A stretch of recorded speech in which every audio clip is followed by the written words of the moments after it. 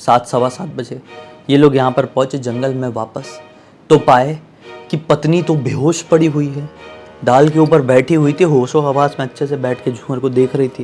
ये लोग लौटे तो उस पेड़ के नीचे पड़ी हुई है बेहोश ऐसी। पति घबरा गया कि मरमरा तो नहीं गई पत्नी, क्या हो गया, जाके नब्ज चेक किया। नमस्कार दोस्तों, ब्लडी सत्य के आज के हैरान कर देने वाले बहुत ही ज्यादा अनोखे से खौफनाक से एपिसोड में मैं आप सभी लोगों के सामने एक ऐसी कहानी लेकर आ गया हूं ना, जिस सुनकर आप लोग बोलेंगे कि ये रियल दुनिया में एग्जिस्ट नहीं कर सकती। ये आप लोग बोलेंगे सुनने से तो किसी फिल्म से मिलती जुलती लग रही है, लेकिन ऐसा कुछ भी नहीं है। आज जो मैं आप लोगों के सामने घटना की कहानी लेकर आ गया हूं ना भाई, आप लोगों को पॉइंट पॉइंट में रोमांच से भर देगी। आप इतने ज्यादा शॉक हो जाएंगे ना इस घटना को सुन के, आप बोलेंगे कि ऐसा कैसे हो सकता है। ये सचमुच में बहुत खौफनाक घटना है, लिटरली बता रहा हूँ। एंड तक सुनो, किसने बताया, मुझे कैसे जानकारी मिली, मैं आप लोगों को सब कुछ एंड में बताऊंगा। तो शुरू से शुरुआत करते हैं। भाई अगर हम लोग बेसिक तरीके से जाने तो इस दुनिया में इतनी सारी जगहें हैं, इतने सारे इलाके, इतने सारे तरह तरह के लोग हैं। तरह तरह के लोग अपने जीवन में तरह तरह के चलनों को और अलग अलग रीति रिवाजों को अपना लेते हैं और उसी के हिसाब से जीवन जीते हैं। फॉर एग्जाम्पल, मेरे लिए वीडियो बनाना बहुत सही है, किसी और के लिए बहुत ज़्यादा गलत हो सकता है। तो आज जो मैं आप लोगों के सामने घटना लेकर आया हूँ, कहानी लेकर आया हूँ, ये एक ऐसे कुछ लोगों की है जिनके लिए जानवरों का शिकार करना बहुत अच्छा काम था। दरअसल ये जो घटना है एक ऐसे इलाके की है जिस इलाके का नाम मैं क्लियरली तो नहीं बोल सकता, इसलिए चेंज्ड नेम बोलेंगे हम। इस इलाके का नाम रखते हैं हम झीलगढ़। झीलगढ़ के निवासियों के बीच में एक चीज़ का काफ़ी ज़्यादा प्रचलन था कि जब कभी भी उनको कुछ अलग खाने का शौक होता था, कुछ मस्ती करने का शौक होता था, कुछ यूनिक करने का मन करता था, तो वो लोग जंगल जाते तरह तरह के हथियार लेके और जानवरों का शिकार करते। उनमें से सबसे ज़्यादा फेमस शिकार जो होता था वो होता था वाइल्ड बोर, जंगली सूअर का। जब कभी भी किसी को भी मौका मिलता, कोई भी युवक अपनी जो समझ रहे हैं आप लोग बड़ी वाली गन जो होती है या फिर कुछ बड़ा सा हथियार लेकर जंगल पहुंच जाता। कभी कभी ग्रुप भी होता और वहाँ पर वो घात लगाकर बैठ जाते कि उनको कोई तो जंगली सूअर मिले और उसको मार कर अपने गांव में ले जाए। अब जो भी युवक या फिर जो भी युवकों की टुकड़ी बड़े सूअर का शिकार करती तो उनकी गांव में काफ़ी ज़्यादा वाहवाही होती। फॉर एग्जाम्पल, आज इसने समझ लो 20 किलो के सूअर का शिकार किया, सब लोग बोलेंगे अरे वाह 20 किलो 20 किलो। किसी ने वहीं पर 50 किलो का करके आ गया तो उसकी तो और भी ज़्यादा तारीफ होगी। तो जो आज मैं घटना बता रहा हूँ अब, ये जुड़ी हुई है एक कपल से। पति का नाम था धीरज और पत्नी का नाम था मिताली। ये दोनों झीलगढ़ के रहने वाले नहीं थे, ये लोग पास के ही एक बड़े से गांव के रहने वाले थे। अब इनके जो पिताजी थे किसी एक बिजनेस में इन्वॉल्व थे, धीरज के पिताजी, लेकिन उनका बिजनेस बहुत बुरी तरह से ठप पड़ गया जब पिताजी की मृत्यु हुई। पिताजी की मृत्यु के बाद धीरज और धीरज के भाई ये बिजनेस को नहीं संभाल सके। इनका बिजनेस था लकड़ी के सामान बनाने का, फॉर एग्जाम्पल पलंग, कुर्सियाँ, ऐसे वो सामान बनाया करते थे। और उनकी ख्याति थी आसपास के इलाकों में लोगों को मालूम था भाई इनके पास से कुछ भी बनवा कर लेकर जाओ, वो बेस्ट है, 10 साल 20 साल चलता है। लेकिन जब उनकी मृत्यु हो गई, अकाल मृत्यु, एक पहाड़ से गिरकर उनकी मृत्यु हो गई थी। किसी वजह से कुछ काम करने के लिए गए होंगे, फिसल के मर गए। तो उनकी मृत्यु के बाद ना उनके बेटे इस काम को संभाल नहीं पाए, क्योंकि एक कला हर एक इंसान के अंदर हो ये ज़रूरी तो नहीं। जब धीरे धीरे करके उनका पूरा पैसा, आमदनी, जो जमा पूंजी थी पिताजी की, ख़त्म हो गई, तो बेटे क्या करें क्या करें। 3 बेटे थे ये लोग। तो दोनों बेटे जो थे वो शहर की तरफ चले गए, क्योंकि वो विश्वास रखते थे कि जितने बड़े शहर में हम जाएंगे उतनी ज़्यादा हम लोग तरक्की करेंगे, पैसों से अपना जीवन बेहतर बना पाएंगे। लेकिन जो धीरज था उम्र में कम था, सबसे छोटा भाई था और हाल फिलहाल में ही शादी हुई थी, तो वो डर रहा था शहर जाऊंगा अपनी पत्नी को लेकर तो कैसे वहाँ पर जीवन काटूंगा भाई, अलग अलग लोग मिलेंगे, तेज तर्रार लोग, और हम लोग तो सीधे साधे, हम लोग नहीं कर पाएंगे सर्वाइव। तो उसने बोला ये बड़ा गांव छोड़ देते हैं, एक छोटे गांव में रहने के लिए चलते हैं, वहाँ पर अपना छोटा मोटा धंधा शुरू कर लेंगे और अपनी आमदनी भी होने लगेगी और छोटा गांव, छोटा खर्चा, अच्छे से जिएंगे। पत्नी भी तैयार हो जाती है।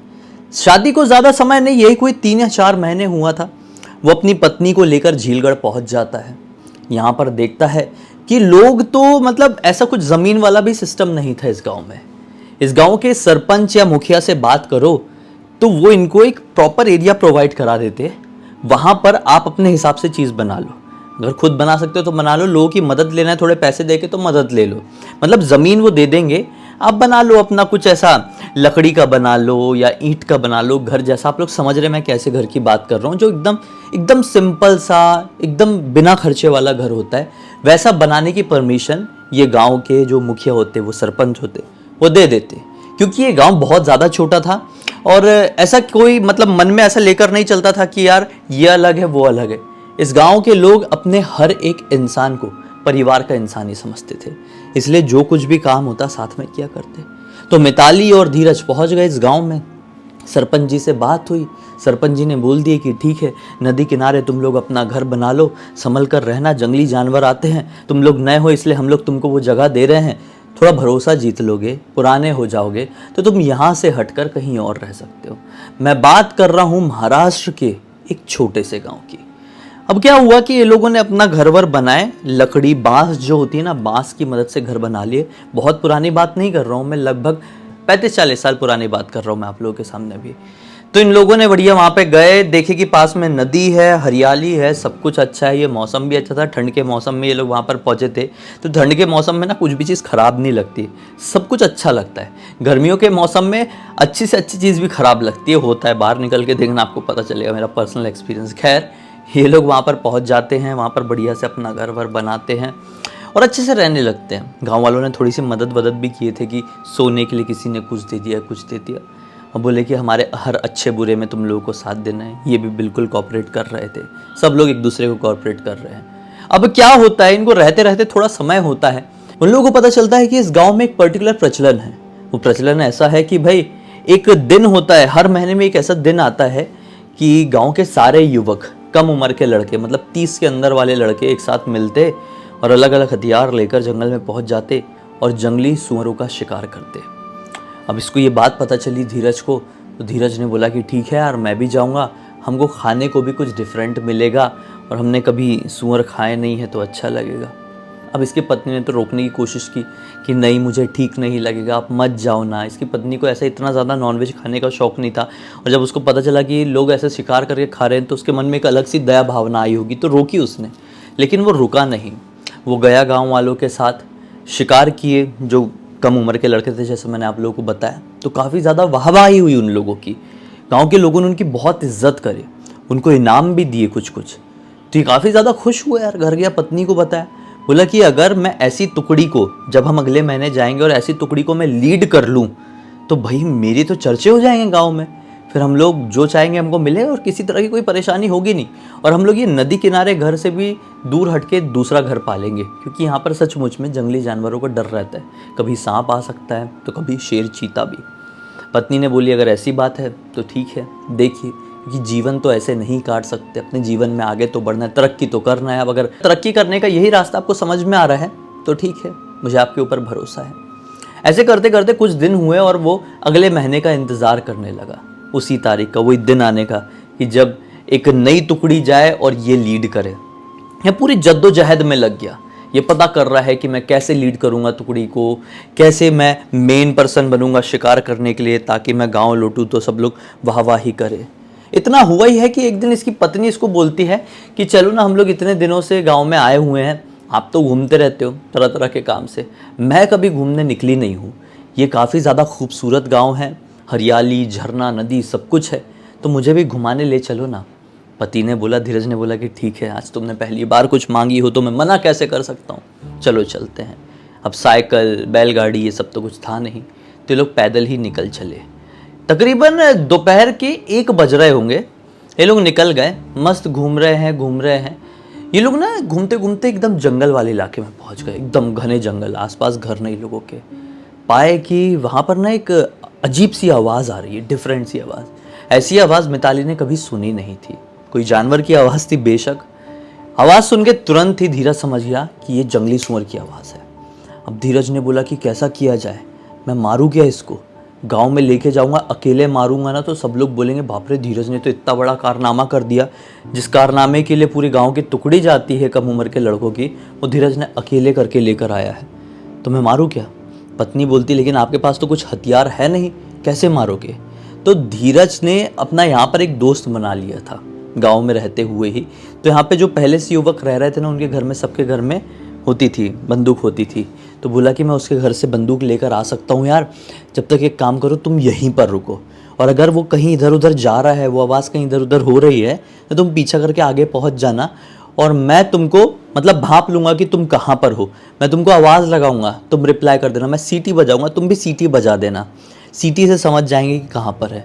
पत्नी ने बोली चलो ठीक है यार, क्योंकि बड़ी चीज़ है, पति ने बहुत ज़्यादा चढ़ा दिया था। पत्नी ने बोली आप जल्दी जाइए, बंदूक लेकर आइए। पति गया जल्दी जल्दी भागते भागते गांव की तरफ, बंदूक लेकर आया अपने दोस्त से। दोस्तों क्या बोला पता है, कि अपने गांव के बाहर एक हथियार बेचने वाला आदमी आया हुआ है, जो पुराने हथियार के बदले नया हथियार दे रहा है। तो मुझे अपना हथियार दे दे, मैं उसको वापस करके नया वाला लेकर आऊँगा, तो अपन अगली टुकड़ी को लीड कर पाएंगे। लीड करने के लिए इस गाँव के युवकों में होड़ लगी रहती थी। तो उसने ये बात सुना तो बोल दिया ठीक है भाई, देख भरोसा करके तुझे दे रहा हूँ, धोखा मत देना। ये बंदूक लिया और भागते भागते भागते भागते पहुंच गया वापस से जंगल में। देखा कि पत्नी अभी भी वहीं पर है, पेड़ के ऊपर बैठी हुई है, और उसने सूअर को देख ली थी। पहले तो केवल आवाज़ आ रही थी, लेकिन अब उसने सूअर को देख ली थी। पेड़ की डाल के ऊपर बैठ के देख रही थी। पति ने आवाज़ है क्या हुआ, कहाँ पर है, उसने दिखाई वहाँ पर है। पति गया, धीरे धीरे धीरे धीरे करके दिख गए उसको जंगली सूअर। हाँ, धाड़ से पहली बार में बेचारी उसकी मृत्यु हो गई वहीं पे। जैसी मृत्यु हुई तो ये पास जाकर देखे दोनों पति पत्नी, देखे कि बहुत बड़ा जंगली सूअर है, बहुत बड़ा। पत्नी खुश, पति भी खुश। बोला अब तो मैं गांव का समझ लो एक तरीके से राजा बन गया भाई, कि एक नया नवेला लड़का आया बाहर का, और उसने ऐसा कारनामा कर दिया जिसके लिए 5-6 लोगों को जाना पड़ता। अब उठाने की कोशिश करने लगे दोनों पति पत्नी। तो ये था दुबला पतला कमज़ोर, ऐसा कोई बॉडी बिल्डर मोटा ताज़ा नहीं था। उठा नहीं पा रहा है पत्नी के साथ मिलके। पत्नी की भी हाइट वाइट कम थी, दुबली पतली थी, उठा नहीं पा रहे हैं ये लोग। शरीर में जितना भाई वो उतना ही कर पाएंगे ना, इसका वजन बहुत ज़्यादा।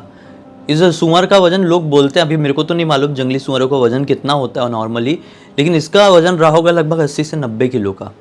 ये लोग उठा नहीं पा रहे, उठा ही नहीं पा रहे। तो पत्नी ने बोली एक काम कीजिए, आप गाँव जाइए और गाँव से किसी को बुलाकर लेकर आइए।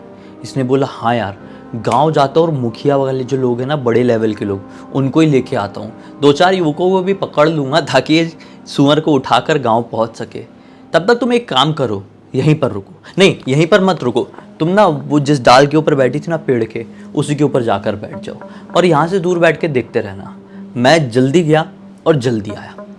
अभी उसको बैठा दिया भाई वापस से ऊपर, और भागता हुआ गाँव की तरफ पहुँच गया। गाँव की तरफ पहुँचा, चिल्ला चिल्ला कर सबको बुलाने लगा।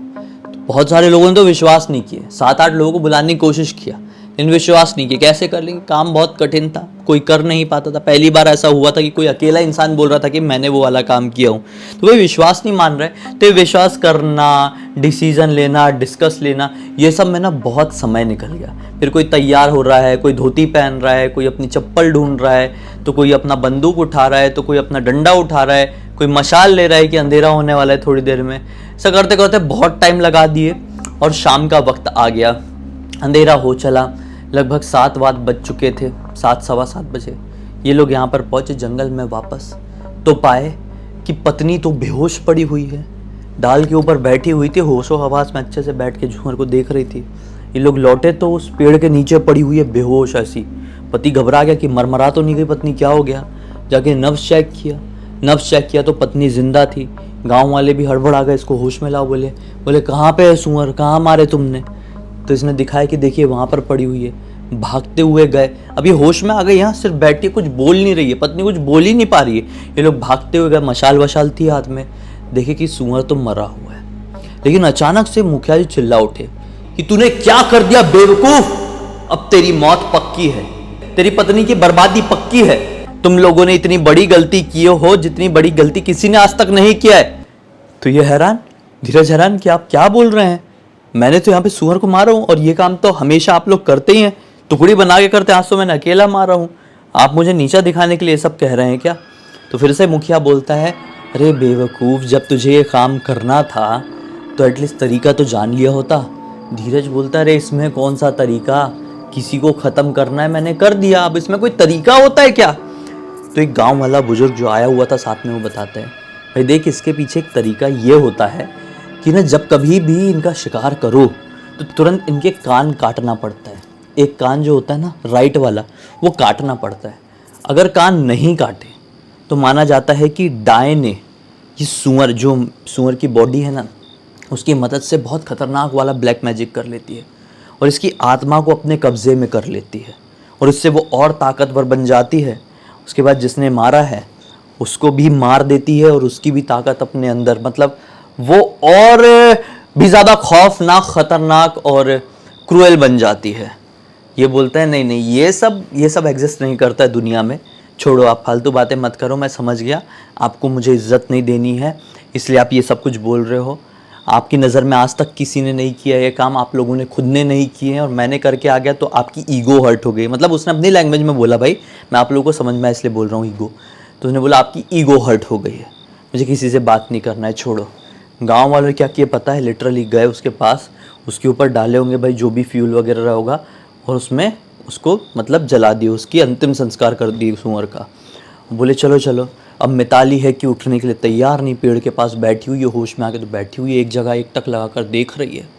फिर लेकर आए उसको घर पे।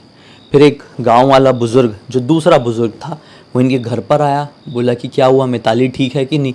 तो धीरज बताता है नहीं, बिल्कुल भी रिएक्ट नहीं कर रही है किसी भी चीज़ में। तो गाँव वाला बताता है, वो बुज़ुर्ग आदमी, कि देख बेटा, तुझसे जो जंगल में लोग कह रहे थे ना वो बिल्कुल सच था। इसने क्या देखी है पता है, इसने देखी है कि किस प्रकार से सूअर के मरने के बाद वो डायन यहाँ पर आई, उसकी अपने अनुष्ठान की, उसके सामने पता नहीं कौन से रिचुअल्स की होगी, जो कि डायनों का, चुड़ैलों का, काली शक्तियों का रिचुअल होता है। उसको देखकर तेरी पत्नी अब पगला गई है। बेटा सच बता रहा हूँ, अपने दिल पे पत्थर रख ले, जितनी भी गलती किया है जीवन में, जितने भी पाप किया है सबकी माफ़ी मांग ले, तो पाप धो ले, तेरी 14 दिन बाद मृत्यु हो जाएगी। ये सुना धीरज ने तो धक से हो गया, बोला ये क्या मैटर है यार। अब घबराया फिर रहा है, पत्नी को होश नहीं आ रहा है। 3 दिन बीत गए, पत्नी वैसे ही बैठी एक जगह देख रही है और यहाँ पर इसकी तबीयत ख़राब होना शुरू। जैसे जैसे इसकी तबीयत ख़राब हो रही है, इसकी जान और हलक में आ रही है। बोला क्या करूँ यार, धीरे धीरे दिन बीत रहे हैं, मैं देख नहीं पा रहा हूँ, चल नहीं पा रहा हूँ। ये अपने उसी दोस्त के पास पहुँचा जिसके पास से इनने बंदूक लिया था, उससे पूरी बात किया। तो दोस्त को पूरा A to Z पूरी डिटेल बताया। दोस्त ने बोला ठीक है भाई, देख कोशिश करते हैं, वैद्य जी को बुलाते हैं। वैद्य जी आए, वैद्य जी ने इसका चेकअप वगैरह किए होंगे, लेकिन कुछ फ़ायदा नहीं। वैद्य जी ने भी सेम बात बोली, अगर गांव वाले ये बात बोल रहे हैं तो इसमें कुछ नहीं किया जा सकता। तुमको क्या हुआ है ये हमको कुछ समझ में ही नहीं आ रहा है। अब देखो 14 दिन का इंतज़ार ही करो, अगर बच गए तो ठीक है, वरना क्या ही बोले हम। धीरे धीरे करके दिन बीते। साक्षी था उसका जो दोस्त था, धीरज का जो दोस्त था, उसके सामने सब कुछ हुआ। 14वां दिन आया, धीरज की मृत्यु हो गई। और धीरज की मृत्यु के बाद ही वो पहला दिन था जब इतने दिन बाद उसकी पत्नी मिताली रोई, कुछ रिएक्ट की। उस दिन के बाद से मिताली अपना दिमागी संतुलन खो चुकी है, गांव में आज उसी तरह से भटकती है। अभी उम्र यही कोई 70 साल के आसपास की होगी मिताली की, और गांव थोड़ा विकसित हो चुका है, काफ़ी ज़्यादा विकसित हो चुका है। 40 साल में विकसित तो हो ही जाएगा ना यार, चेंज हो चुकी है चीज़ें। लेकिन आज भी जब कोई भी मिताली की बात यंग जनरेशन के लोगों को बताता है तो बहुत सारे लोग विश्वास नहीं करते, तो वहीं पर बहुत सारे लोग एक डर से कांप उठते हैं। ये पूरी की पूरी घटना की कहानी मुझे अभी 3-4 दिन पहले मैं ट्रैवलिंग कर रहा था, तो मुझे एक कैब वाले पर्सन जो मिले थे उन्होंने बताया। आई एम सॉरी अगर आप मेरा वीडियो देख रहे हैं तो मैं आपका नाम भूल गया, लेकिन मैंने सोचा कि पूरी दुनिया के सामने ये कहानी आना चाहिए विथ चेंज्ड नेम। ऑब्वियसली मैं नाम लेकर किसी को भी डिफेम नहीं करना चाहता, लेकिन ये पूरी तरह से सच्ची घटना है। मैंने सुना था तो मेरे रोंगटे खड़े हो गए थे, कैब में सुनते सुनते जा रहे थे। हाँ, खैर इस कहानी का इसी पॉइंट में अंत करते हैं। आपको क्या लगता है अपनी राय कमेंट सेक्शन में ज़रूर बताइए। मुझे पहली बार देख रहे हैं तो चैनल को सब्सक्राइब करके बेल आइकन दबा के ऑल के ऑप्शन में क्लिक करना है, क्योंकि इस तरह के हैरान कर देने वाले खौफनाक वीडियोस डेली आप लोगों के सामने लेके आता रहता हूँ। इंस्टाग्राम की लिंक इस वीडियो के डिस्क्रिप्शन बॉक्स में मिल जाएगी, क्लिक करके डायरेक्टली वहाँ पर पहुँच जाना। और इसी तरह की कोई भी कहानी, टॉपिक या जानकारी आप लोगों के पास भी है तो लिख भेजना। हो सकता है मेरा अगला वीडियो कल आप लोगों के हिसाब से ही बन रहा हो। तो चलिए कल फिर से मिलता हूँ, तब तक के लिए बहुत बहुत धन्यवाद। आप लोगों का दिन शुभ हो।